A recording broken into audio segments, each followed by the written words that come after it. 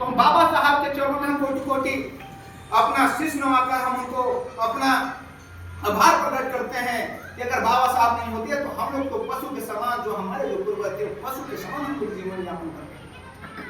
लेकिन मैं धन्यवाद देता हूँ बाबा साहब का, मैं धन्यवाद देता हूँ तमाम महापुरुषों का जिन्होंने दलितों के, पीछों के, छात्रों को, नौजवानों के आगे बढ़ाने में अपना जीवन को कुर्बान कर दिया।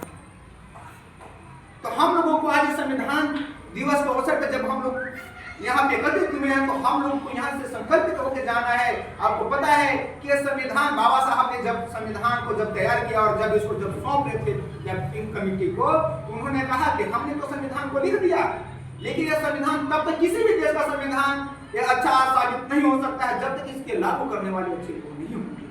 आपको पता होना चाहिए कि आज जो केंद्र में बैठे लोग हैं, जो सरकार में बैठे लोग हैं, आरएसएस के लोग हैं, ये आरएसएस के आइडियोलॉजी के चलते हैं।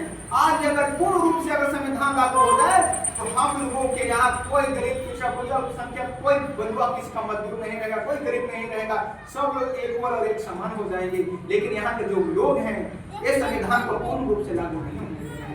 तो हम लोगों को संकल्पित होना चाहिए कि ठीक है, बाबा साहब ने कहा था कि मेरे समाज के लोग अगर तुम मेरे मिशन को अगर आगे नहीं बढ़ा सकते, यहाँ से मेरे मिशन को पीछे नहीं जाने देना। लेकिन हम लोग क्या कर रहे हैं, यहाँ हम लोग जाति और धर्म में पार्टी और संगठन के नाम पे हम लोग बच जाते हैं। लेकिन जब संविधान ये आए दिन आरएसएस और भाजपा के लोग संविधान को खत्म करने की बात करता है, कभी एसएसटी एक्ट को खत्म करने की बात करता है, कभी छात्रों को, नौजवानों को विरोधी रोजगार खत्म करने की बात करता है, और यहाँ पे प्राइवेटाइजेशन जो सरकार जो कर रहा है इसमें पूर्ण रूप से हम लोगों को खत्म करने की बात है। कुछ ओबीसी समाज के लोग तो उनको ये समझ में आता है, देश उनको बरगलाया जाता है समाज के लोगों के द्वारा कि ये जो बाबा साहब ने जो आरक्षण का जो व्यवस्था किया संविधान में ये सिर्फ दलितों के लिए है। तो मैं उन भाइयों को कहना चाहता हूँ कि गलत है। आपको पता होना चाहिए कि दलितों को सिर्फ 14% का आरक्षण प्राप्त है संविधान के अनुसार, लेकिन ओबीसी समाज को 27.5% आरक्षण प्राप्त है संविधान के अनुसार। लेकिन आपको बरगलाया जाता है कि वहाँ दुशासन, वहाँ जो उनको आरक्षण के नौकरी मिल गया और आपको नहीं मिलता है, तो आपको बरगलाया जाता है। आप अपने हक और अधिकार को समझिए, आप संविधान को पढ़िए। आपको पता होना चाहिए कि ओबीसी समाज के लिए बाबा साहब जब कानून मंत्री बने तो ओबीसी समाज के आरक्षण के लिए उन्होंने अपना मंत्री पद से इस्तीफा दे दिया था। आज इतने सारे लोग हैं, आप बताइए कोई अपना साहब नहीं दिखा पाएंगे। अगर आप वार्ड सदस्य भी बनेगा, अगर जब आपको अवसर प्राप्त होगा और अगर आपके समाज के लिए जब आपको अगर अपना कुर्बानी देना पड़ेगा, आपको अपना पद इस्तीफा देना पड़ेगा, तो शायद आप और हम इतना बड़ा त्याग नहीं कर पाएंगे। उस समय एक वार्ड कमिश्नर बनना हम सबों के लिए बहुत ही गौरव की बात था, बहुत बड़ी उपलब्धि थी। लेकिन बाबा साहब ने सिर्फ ओबीसी समाज के लिए अपने कानून मंत्री पद से अपना इस्तीफा दे दिया। तो इसलिए हम लोग को गलत निर्देशन में नहीं पढ़ना, हम लोगों को संविधान को पढ़ना है और समझना है कि जब बाबा साहब का संविधान नहीं था, जब हम लोगों की स्मृति यहाँ पे जब लागू थी, तो हम लोगों को पूर्वज के साथ कितनी यातनाएं किया गया।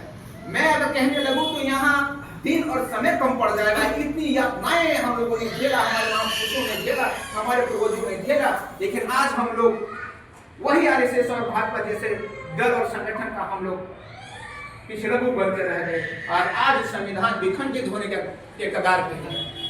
आज मुजफ्फरपुर में भीम आर्मी के राष्ट्रीय अध्यक्ष और नगीना सांसद हमारे नेता चंद्रशेखर आजाद जी ने 50 लाख लोगों को वहां पे बुलाने का काम किया और संविधान की शपथ दिलाने का काम किया। हम सब लोग को संकल्पित होना चाहिए, संविधान के प्रति निष्ठा और ईमानदारी से हम लोगों को खड़ा होना चाहिए। अगर आज संविधान सुरक्षित है तो आप और हम सुरक्षित है। अगर संविधान चीज भी बदल दिया जाएगा, ऐसे तो ये लोग हिम्मत नहीं कर पाएंगे। लेकिन हाँ, उसको जोड़ विखंडित करके कमजोर करने का काम कर रहे हैं, सीधे तौर पर लोग खत्म नहीं कर पा रहे हैं। क्योंकि 11 अप्रैल 2018 को इन्होंने संविधान को खत्म करने का साहस किया था, दुस्साहस किया था। लेकिन हम लोग भीम आर्मी के लोग पूरे भारत को ऐसे बंद कर दिए थे, जिसमें 18 लोग भीम आर्मी के 18 कार्यकर्ताओं को, जिसमें निर्मम तरीका से हत्या कर दीजिए, बलि कह दीजिए, उनको मरना पड़ा।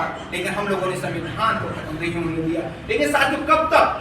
जब तक आपके लोग अगर सरकार में नहीं जाएंगे, जब तक सत्ता और व्यवस्था परिवर्तन नहीं होगा, तब तक ऐसे आरएसएस के लोग, भाजपा जैसे लोग ये आएंगे और संविधान को कमजोर करने का काम करेंगे। तो हम लोग जितने भी 50% के लोग हैं, और हम तो स्वर भाई से भी आपके लोग उनको भी कहना चाहेंगे कि आप भी संविधान को बचाने का काम कीजिए। क्योंकि संविधान है तो आप सुरक्षित हैं, अगर संविधान नहीं है तो आप और हम कोई भी सुरक्षित नहीं।